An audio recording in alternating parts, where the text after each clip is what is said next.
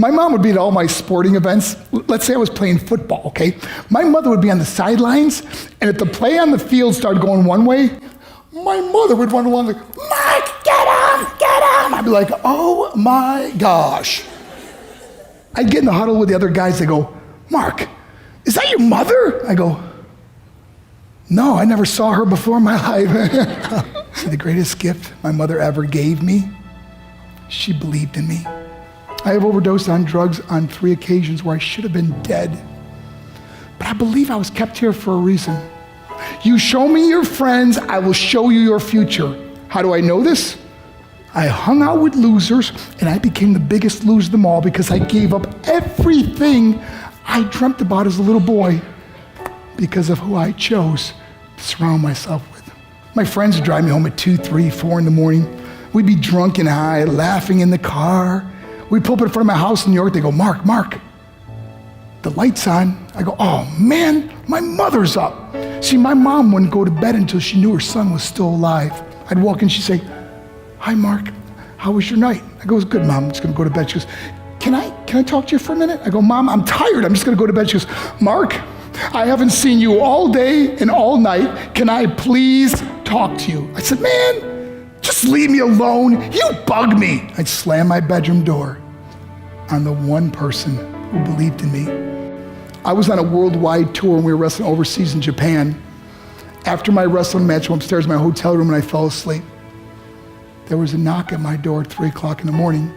I got out of bed and I looked through the safety window and I could see it was a Japanese promoter.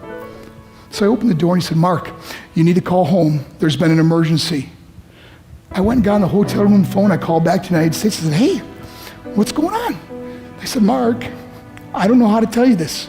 I said, just tell me what happened. All of a sudden they started crying. They go, Mark, I can't tell you. I said, just say it.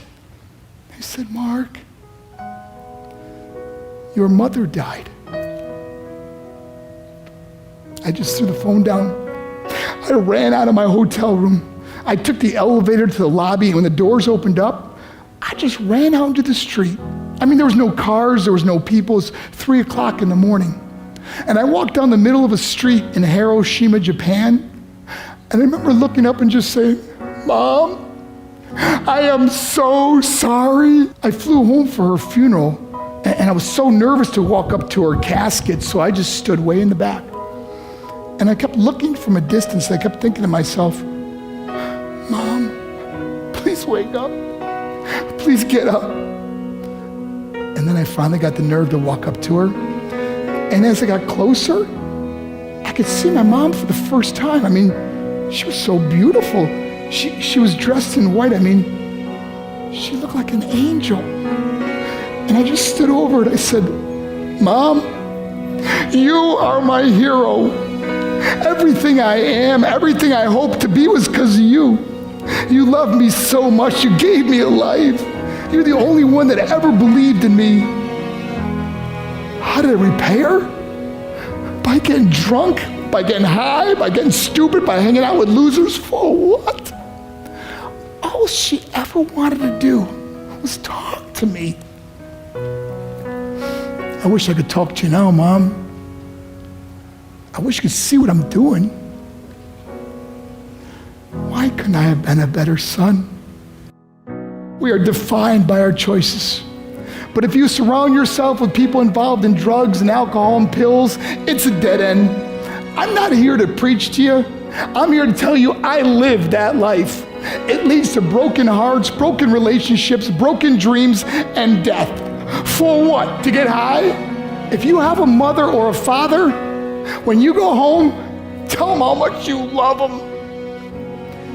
See, my whole life was about being rich and famous. I had to be a millionaire. I had to win the race. I had to win the race at the expense of my marriage, my family, my friends. For what? To be all alone in the world? I learned what is truly important, and that is how precious this gift of life is, and our families, and how quickly it can be taken away. See, I no longer live in time, I live in moments. See, it's not what's in your pocket that matters, it's what's in your heart that truly matters.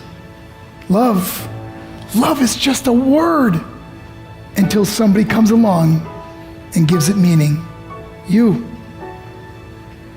You're the meaning.